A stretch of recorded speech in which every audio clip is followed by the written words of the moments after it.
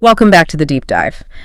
Before we get started on the future of media, I just want to acknowledge that this deep dive is presented by the Flotel Salon. That's right. And today, we're really digging into something quite significant. The 15th Annual Media Trends Report from Dentsu. Ah, yes. The Year of Impact 2025 Media Trends Report. Exactly. And it's not just, a surface level look. It's focusing hard on how the whole media world is transforming super rapidly into what they're calling the algorithm age. Okay, the algorithm age. Let's unpack the core mission here because, well, it sounds pretty ambitious. It is. The report argues that media is speeding towards being like 100% precisely targetable. Wow, 100% targetable. And 100% directly purchasable. Okay. And crucially, 100% traceable for effectiveness. Basically knowing exactly what works.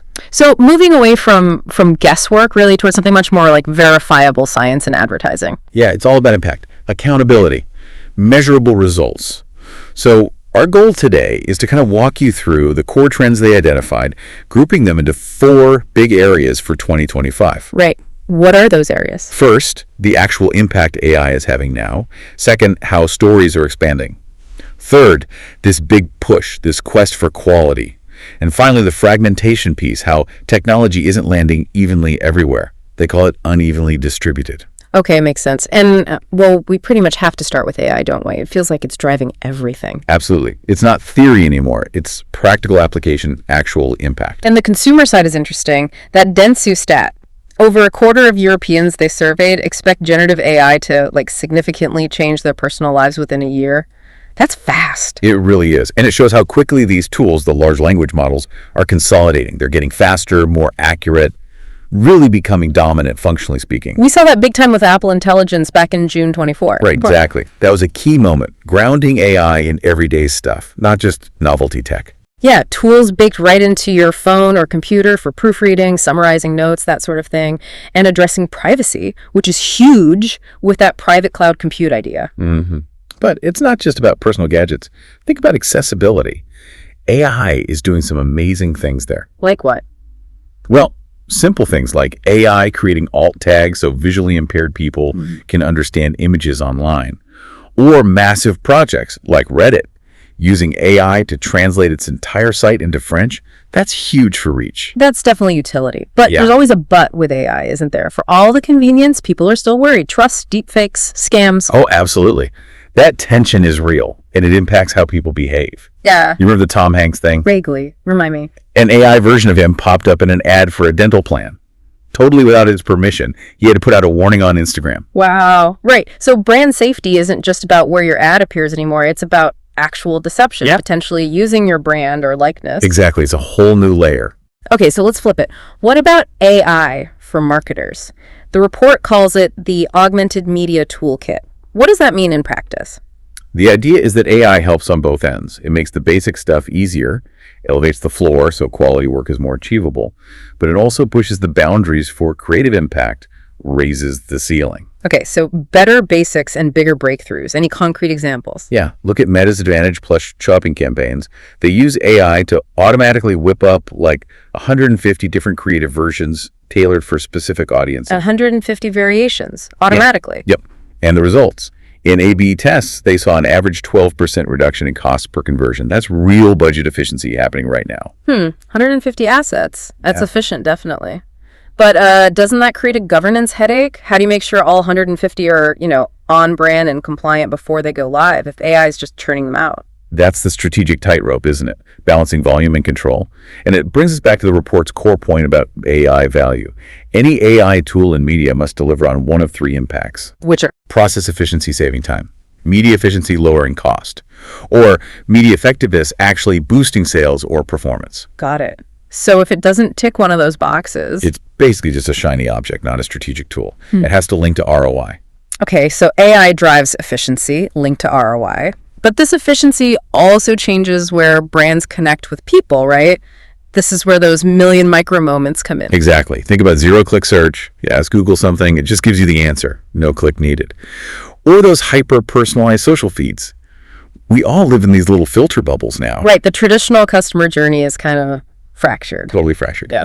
So if people are in these bubbles, how do brands get noticed without just being annoying interruptions? Good question. The report suggests focusing on creating unique, surprising, maybe delightful experiences within those tiny moments. Oh. Conversational commerce is a big part of it, using messaging apps, WhatsApp, Line, WeChat, not just for service, but as actual sales channels. Like Meta's WhatsApp flows that launched in late 2023. Precisely. WhatsApp Flows lets businesses build these interactive experiences right in the chat. Selecting a product, booking something, customizing an order, all inside WhatsApp. And the big win there is the data. Huge win. When someone interacts or buys through that flow, the brand gets that rich first-party behavioral data directly, no platform gatekeeper in the middle. That data is absolute gold in this algorithm age. Okay, so AI optimizes the process, micro-moments capture efficiency and data, but what about the heart of it, the creative? How does storytelling break through those filter bubbles and create real connection? That takes us perfectly into the second theme. Stories, expanded, and this related quest for quality. Because if algorithms prioritize relevance above all else, then authenticity becomes the really valuable thing. Meaning power shifts to smaller, more focused groups. Exactly. Power is shifting to niche content creators in these really deep fan communities. They have a level of trust that traditional ads often struggle to match. Think about something super specific like Lenny's News. It's a newsletter just for product managers and growth teams, highly influential in that professional circle. Or, totally different, look at the R Silverado subreddit. For the Chevy trucks. Yeah, 55,000 members. These aren't just passive readers, they're enthusiasts, actively discussing, recommending, influencing big purchase decisions. That community has real sway. And then you have the other end of the scale, the huge creator economy. People like Mr. Beast. Oh yeah, mega creators like him are like entire media empires now, especially with Gen Z. Over 100 million subscribers. And he ties it directly to commerce, like with his Feastables snack brand. Perfect example. He uses his massive reach and these high-impact challenge videos or charity stunts to launch and promote his products directly. It's not just awareness, it's immediate sales. Speaking of reach and impact, video is still king for emotional connection, right? Which brings us to connected TV. Is it finally hitting real scale? It really seems to be, especially driven by live content. Live sports is the perfect illustration of this sort of dual media reality we're in. How so? Well, we talk about fragmentation and filter bubbles, but then the 2024 Super Bowl pulls in, 123.7 million viewers in the US, a record. That kind of shared, massive scale event is still incredibly powerful for advertisers. And the platforms are betting big on it. Look at Netflix. Right.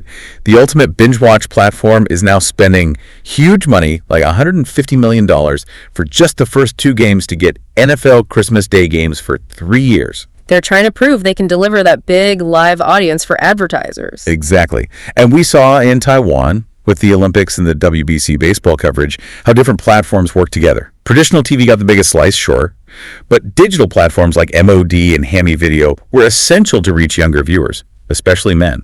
So brands need both, the big splash and the targeted digital reach. You really do. It shows they're complementary, not necessarily competing head-to-head for the same eyeballs all the time. Okay, so if the landscape is this complex algorithms, niches, live events, digital platforms, you can't just be a, say, TV buyer anymore. Definitely not. The old channel specialist role is fading. The report says marketers need to prioritize algorithm visibility. Algorithm visibility, meaning? It means creating content for the algorithm first. They call it algorithm-based creative content, ABCs. Stuff designed primarily so the platform's machine learning can see it, understand it, and serve it effectively. Human appeal is secondary, almost. What a shift.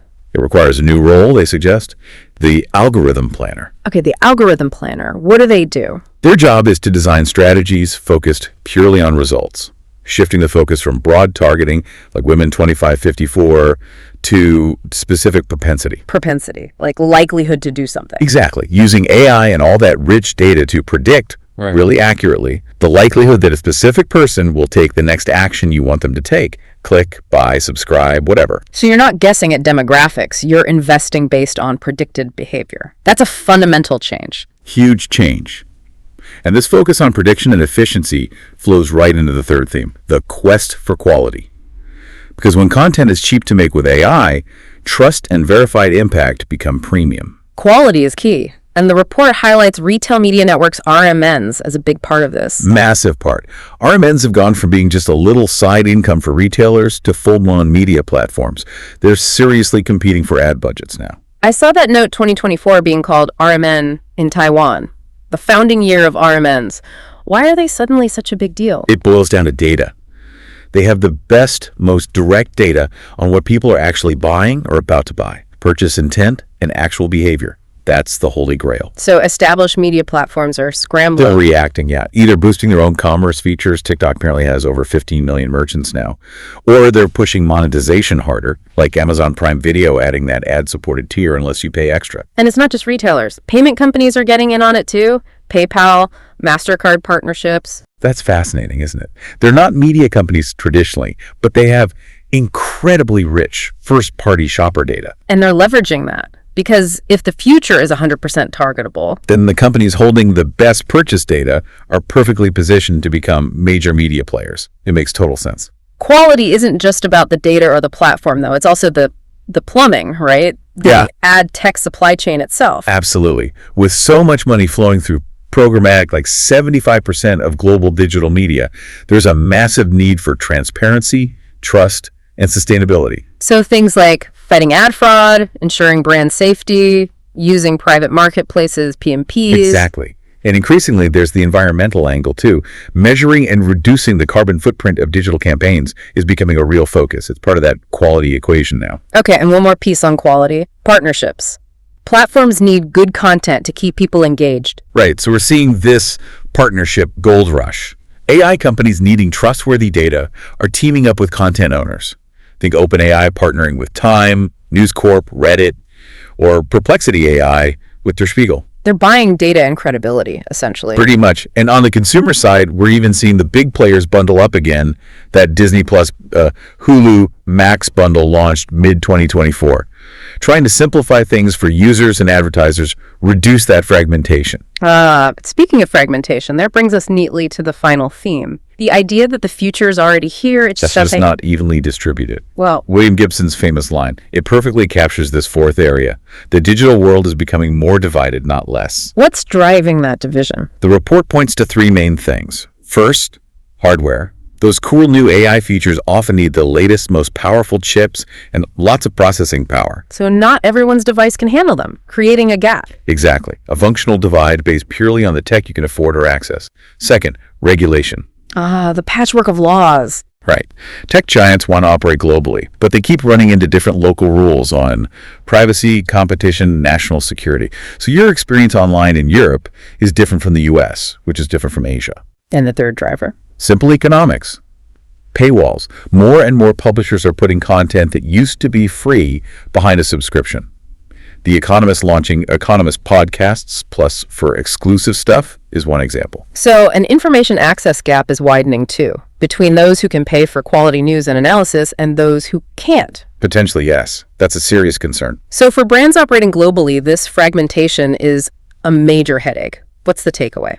The big takeaway is you just cannot assume everyone's having the same digital experience anymore. The online world is increasingly shaped by local politics, local economics, regional tech differences. So no more one-size-fits-all global strategy. Not effectively, no. Brands have to get granular.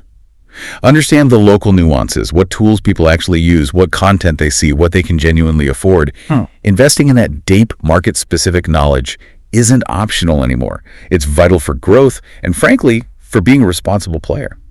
Wow. Okay, that paints a really complex but also really dynamic picture of the media landscape heading into 2025. This has been incredibly insightful. It's a lot to take in, for sure. Definitely. So before we wrap up this deep dive, let's try and crystallize the absolute must-know findings from the Dentsu report and why they matter for you listening in. Finding number one. Okay, finding one has to be the ubiquity of AI, its actual impact. Media is now fundamentally algorithm-driven, 100%. The significance. Marketing success is being redefined by efficiency. You have to focus on those verifiable metrics, process, media sales efficiency, and figure out how to win in those tiny micro moments. Right. Efficiency and algorithmic visibility. Got it. Finding number two. Number two is the premium on quality that covers both stories expanded and the quest for quality. To cut through noise and filter bubbles, you need top-notch storytelling, authentic creator partnerships, and smart use of scaled video like connected TV. Plus, the RMN revolution changes where the money flows. Significance here. Quality content and strategic partnerships are your currency for impact and trust. especially as planning shifts from broad targeting to precise propensity. Quality as the currency. Makes sense. And the final key finding. Finding 3, the global divide, or unevenly distributed. Regulations, AI's hardware needs, paywalls, they're all fracturing the digital world. The significance is unavoidable. Deep local understanding and investing in market-specific expertise are absolutely essential now. It's not just for growth, it's fundamental. Okay, AI ubiquity, the premium on quality, and the global divide. So as you think about navigating this algorithm age, this age of impact, we'll leave you with a final thought, a critical trade-off highlighted in the report. Yeah, this is the big question. To chase maximum effectiveness and get the best possible results, how much control over your marketing are you actually willing to hand over to the algorithm? That balance between automated efficiency and human control, that's probably where the toughest strategic calls will need to be made next year. Something definitely to think about.